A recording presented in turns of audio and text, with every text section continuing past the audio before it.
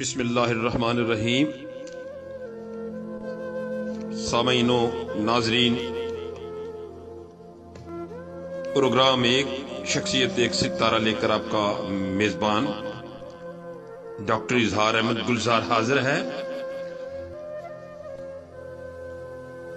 آج کے اس پروگرام ایک شخصیت ایک ستارہ میں ہمارا سلسلہ ہے یادگار زمانہ لوگ۔ اس پروگرام میں ہم وطن عزیز کی کسی بھی نابغہ روزگار شخصیت کو، کسی بھی عظیم المرتبت شخصیت کو سلام عقیدت پیش کرتے ہیں۔ آج جس شخصیت کو سلام عقیدت پیش کر رہا ہوں وہ ستارہ ہی نہیں بلکہ میرے دل کا سہارا ہیں، جن کے ذکر سے میں اپنے قلب و روح کو طمانینت دینے کی کوشش کروں گا کہ ان کے ذکر کے بغیر ہماری کوئی بھی بزم سجتی نہیں ہے۔ وہ عظیم المرتبت شخصیت میرے والد گرامی قبلہ رانا محمد گلزار خان کپور تھلوی رحمت اللہ علیہ ہیں۔ تجھے اے زندگی ڈھونڈوں کہاں سے، کون کہتا ہے کہ سانس سے میں زندہ ہوں، جبکہ ہر سانس سے پہلے تیری یاد آتی ہے۔ اپنے والد گرامی رانا محمد گلزار خان کپور تھلوی کی یاد میں اکتوبر جب بھی آتا ہے یہ زرد پتوں کی طرح مجھے بھی اداس کر دیتا ہے۔ خزاں کی اداسی صرف درختوں سے ہی نمایاں نہیں ہوتی، اس کے نمودار ہوتے ہی میرا دل بھی اداسی کے سمندر میں ڈوب جاتا ہے۔ وقت بھی کیا عجیب چیز ہے، پلک جھپکتے ہی گزر جاتا ہے۔ یہ دولت اس صورت کے ساتھ ہمارے ہاتھ سے نکل جاتی ہے کہ بعد میں ہم ہاتھ ملتے رہ جاتے ہیں۔ کوئی شخص اپنی شدید خواہش اور سر توڑ کوشش کے باوجود بیتے ہوئے لمحات یا آب رواں کے لمس سے دوبارہ کسی صورت فیض یاب نہیں ہو سکتا۔ ہماری محفل کے وہ آفتاب و ماہتاب جن کا وجود ہمارے لیے سر چشمہ فیض ہوتا ہے، دیکھتے ہی دیکھتے عدم کے کوچ کے لیے رخت سفر باندھ لیتے ہیں اور ہمیں دائمی مفارقت دے جاتے ہیں۔ ان کے نہ ہونے کی ہونی پر ہماری آنکھیں کھلی کی کھلی رہ جاتی ہیں اور دنیا یہ سانحہ دیکھتی کی دیکھتی رہ جاتی ہے۔ اپنے بزرگوں کا سایہ جب سر سے اٹھ جاتا ہے تو محسوس ہوتا ہے کہ سورج واقعی سوا نیزے پر آ گیا ہے۔ ان لرزہ خیز سانحات اور اعصاب شکن حالات میں دل کو سنبھالنے کی نہ تو کوئی امید بر آتی ہے اور نہ ہی اپنے جذبات حزین کو حرف حرف بیان کرنے کی کوئی صورت نظر آتی ہے۔ لوہے دل پر نقش ان کی دعائیں، وفائیں اور عطائیں ہمیشہ کے لیے عزم و عمل کی ندائیں اور علام روزگار کی تمازت سے بچنے کی ردائیں ثابت ہوتی ہیں۔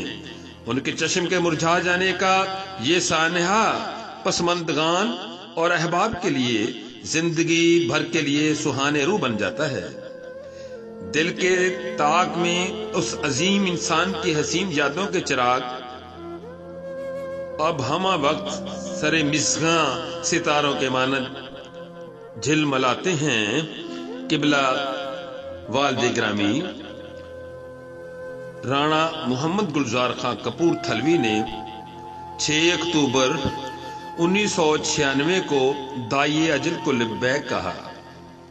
چک نمبر 87 گاہوے براستہ ڈچکوٹ ضلع فیصل آباد میں ان کے آبائی قبرستان نے انسانی ہمدردی، بے لوث محبت، خدمت خلق اور انسانیت کے وقار اور سربلندی کے اس آسمان کو ہمیشہ کے لیے اپنے دامن میں چھپا لیا۔ وہ شخص جس کا وجود طلوع صبح بہارا کی مانند تھا، صبح بہارا کی نوید تھا، اور جس کی عظیم شخصیت شفاق ظلمتوں میں ستارہ سحر کے مانند تھی، اپنے ہزاروں پیاروں کو یاس و ہراس اور آہو فغاں کے عالم میں تنہا چھوڑ کر دور، بہت ہی دور اپنی الگ بستی بسانے چلا گیا۔ اداس بام، کھلے در اور سنسان بستیاں احساس زیاں سے بحال اپنے رفتگان کو پکارتی رہتی ہیں، لیکن اس دنیا کی سرائے سے منہ موڑ کر جانے والے مسافر پھر کبھی اس طرف لوٹ کر نہیں آتے۔ ہمارے وہم و گمان میں بھی نہیں ہوتا کہ وہ لوگ جنہیں دیکھ کر ہم جیتے ہیں ہمیں دامی مفارقت دے کر زینہ ایام سے اتر کر وقت کی تہ میں اتر کر کلزم خون پار کر جائیں گے۔ زندگی کا کوئی بھی عکس ہو، اس میں ایسے لوگوں کے اقوال، اعمال اور شخصیت کے خد و کال جلوہ گر دکھائی دیتے ہیں، اور کوئی بھی بزم ان کے ذکر سے خالی نہیں رہتی۔ زندگی کی شام عالم میں اپنے بزرگوں کی یادوں کے ستارے اس طرح رو فشاں رہتے ہیں کہ رہ روان زیست کو نشان منزل مل جاتا ہے، اور وہ سرابوں میں بھٹکنے اور تاریکیوں میں ٹامک ٹوئے مارنے سے بچ جاتے ہیں۔ زندگی کی شب تاریک میں رستہ دکھانے والا ایک ایسا ہی تابندہ ستارہ رانا محمد گلزار خان کپور تھلوی بھی تھا۔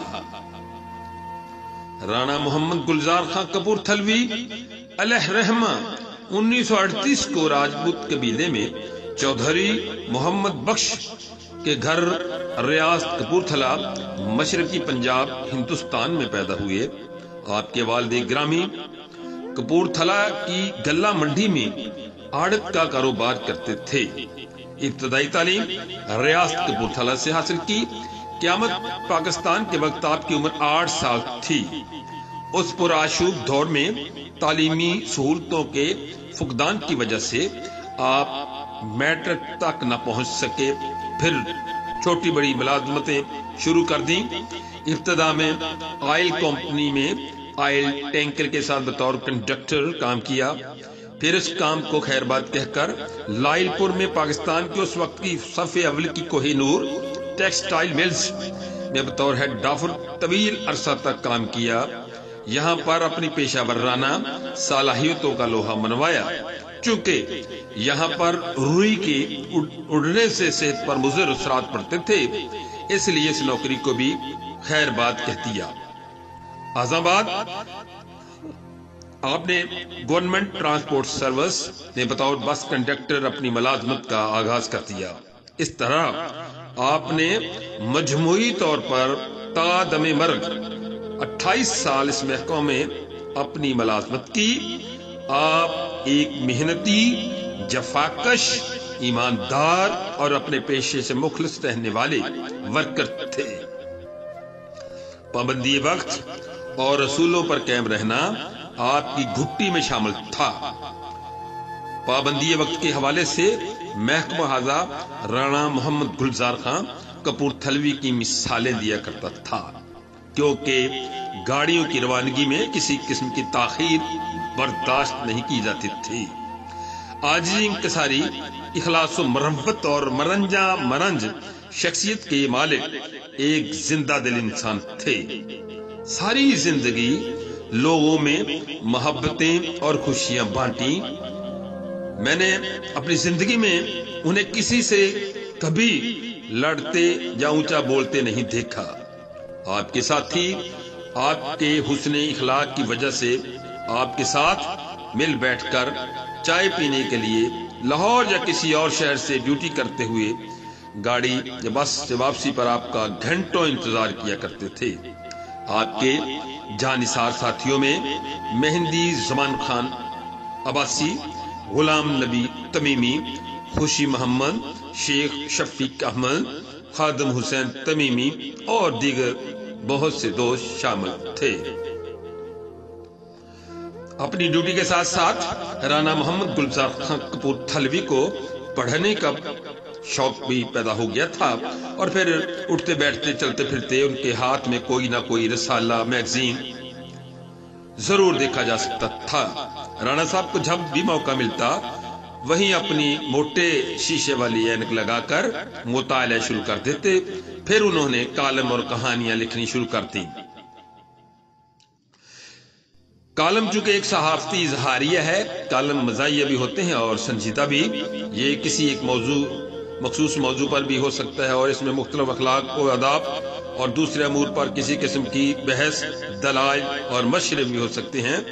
اردو اور ادب میں مختلف اثرات کا لازوال شاہکار موجود ہیں، تو اس طرح شاعری، افسانہ نگاری، مکتوب نگاری، تنقید نگاری وغیرہ کے ذریعے فنکاروں نے اپنے فن کے جلوے دکھائے ہیں۔ اسی طرح ادب کے افق پر کچھ فنکار ایسے بھی نمودار ہوئے جنہوں نے کالم نگاری کو اپنا معافی ضمیر کی ادائیگی کا وسیلہ بنایا، اور اس کے ذریعے سماج کے مختلف مسائل اور ادب کی گوناگوں جہاد پر لکھنے کی اور روایت قائم کی۔ رانا محمد گلزار خان کپورتھلوی ایک مرن شخصیت کے مالک تھے، ایک درد رکھنے والے، صاف گو اور جری تخلیق کرتے۔ انہوں نے اپنی ملازمت کے ساتھ ساتھ قلم و کرتاز سے اپنا تعلق جوڑے رکھا۔ فکری طور پر وہ ایک کہانی کار اور کالم نگار تھے۔ رانا گلزار خان کپورتھلوی کو کالم نگاری کی طرف مائل کرنے کا تمام تر کریڈٹ روزنامہ ڈیلی بزنس رپورٹ کے چیف ایڈیٹر اور ایگزیکٹو مالک عبدالرشید غازی کو جاتا ہے، جنہوں نے آپ کو اپنے اخبار میں کالم لکھنے کی طرف مائل کیا۔ وہ ڈیلی بزنس رپورٹ کے دفتر میں آ کر فارغ وقت گزارتے، کیونکہ ان کا محکمہ ڈیلی بزنس رپورٹ کے دفتر کے سامنے تھا۔ وہیں سے انہوں نے کالم نگاری کی ابتدا کی۔ کہانی کاری کی طرف تو وہ پہلے سے ہی منسلک تھے۔ رانا محمد گلزار خان کپورتھلوی کے کالم شگفتہ اور لطیف پیرائے انداز میں گندے ہوتے تھے۔ بظاہر یہ کالم ہلکے پھلکے انداز میں سفر کرتے تھے، مگر ان کے باطن میں ایک ایسی فکر رواں دواں تھی جس کا اندازہ کالموں کے ان موضوعات سے ہوتا تھا جو ان کے کالموں کے اندر کی صورتحال کو اجاگر کرتے ہیں۔ ان کے یہ column daily business report Faisal آباد میں تسلسل سے شائع ہوتے تھے۔ انہوں نے اپنے اظہار خیال کے لیے معاشرے کے چھوٹے سے مگر اہم موضوعات کو منتخب کیا۔ رانا صاحب کا قلم کے بجائے ایک ایسا نشتر تھا جو معاشرتی ناہمواری کے پودے کو کاٹ ڈھالنے میں مصروف رہا۔ انہوں نے اپنی تحریروں میں سماج کے مکروہ چہرے پر بے انتہا تھپڑ رسید کیے ہیں۔